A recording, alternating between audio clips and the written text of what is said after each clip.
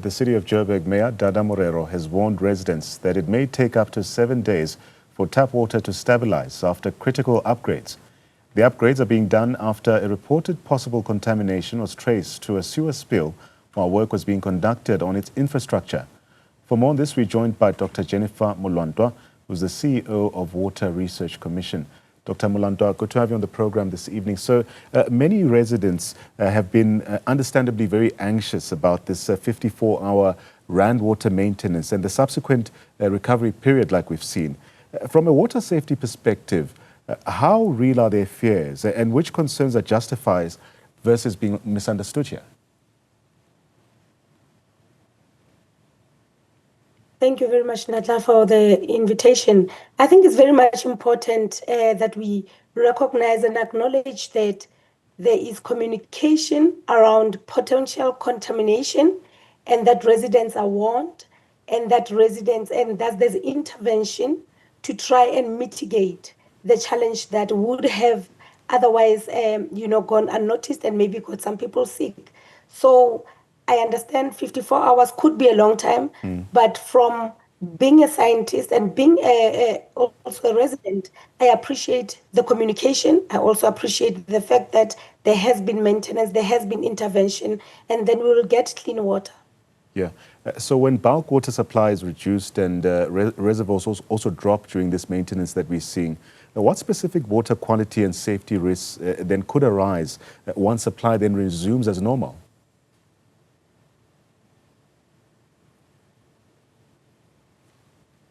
Look, the SANS 241, which is the national standards of water quality that must be met, is non-negotiable, which means that after this maintenance, the treatment by RAND water will have to ensure that the water meets the standard before it is reticulated to the residents.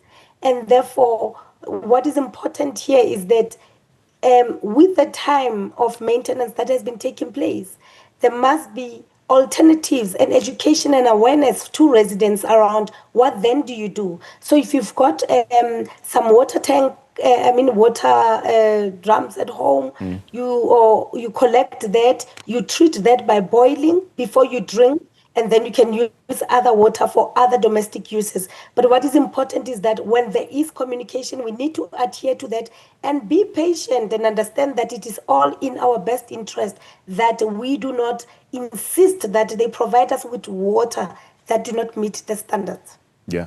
So recently in Bezuidenhout Valley, we heard how residents reported a smell in their tap water after a nearby pipe also burst and a sewage line issue was experienced there. How common are such contamination risks, Dr. Molwantwa, during maintenance or repair work?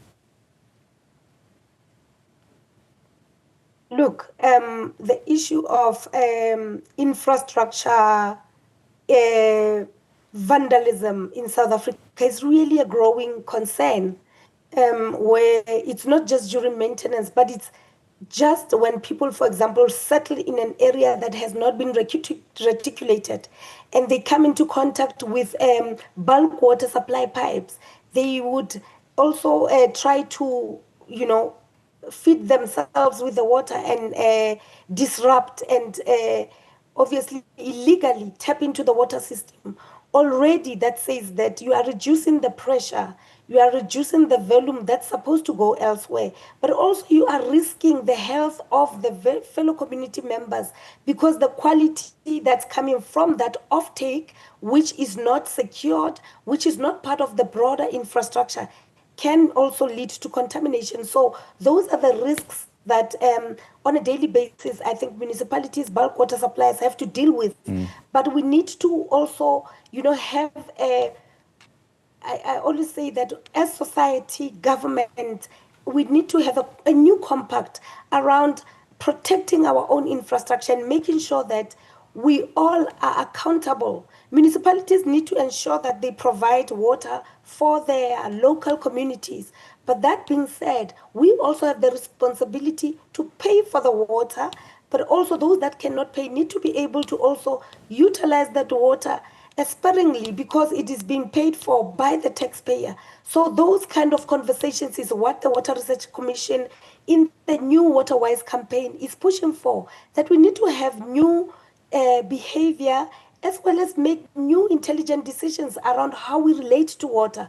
Because we seem to think that this is an infinite source, but it is a finite source. We live in a semi-arid country, the 30th driest country in the world, and we're utilizing above average utilization in relation to the global average. So we really have to make some differences and some intelligent choices. And at the WRC, we know that 2030 is just 4 years ahead of us. So we do not have enough time to change how we relate to water and to change societal behavior around water. That is what the Waterwise campaign is about. You mentioned the SANS 241 standard. This is often mentioned when discussing drinking water safety as well. In simple terms, what does non-compliance mean, especially for the average household? Non-compliance means that there may be some biological... Look, in South Africa, we focus mainly on ensuring that the treatment of water that comes for drinking purposes has been disinfected, because we know that that deals largely with microbial contamination. So when we don't meet 241 standards, for example, there could be some presence of E. coli, but also some of the other chemicals and other variables may be out of sync. But in the main, the one that concerns human health is really what contamination that could cause human health impacts. And there we're looking at biological impacts. We're looking at microbes that could be in the water. So when we're saying that the water must meet a blue drop standard and it must have SANS 241, we are really saying that the water is safe to drink from the tap. And you know what is so interesting is that when you travel and you go all over the world, even in first world countries, you know, there are countries where you can't drink water from the tap, even in some American states. And that is because they cannot meet those standards. So that is generally a standard that every country will adopt to make sure that its population is safe. Now, when we don't meet that standard at any given point, it is important to have communication. It is important to also inform the population around what other measures can you take, such as drinking water. You'd have to boil it, cool it before you drink it. You'd have to add a teaspoon of jig or a spoon of jig to make sure that you are disinfecting the water.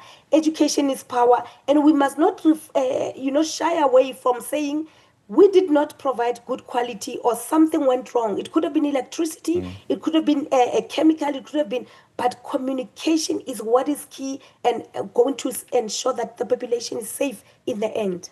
Yeah, but authorities are also saying the system could take up to 7 days to fully stabilize after maintenance, rather than returning immediately to normal supply. Why does this then, why does this post-maintenance recovery then take so long, I ask?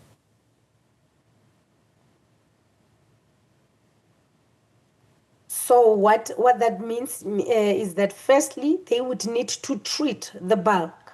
They would need to pump it up to the reservoirs.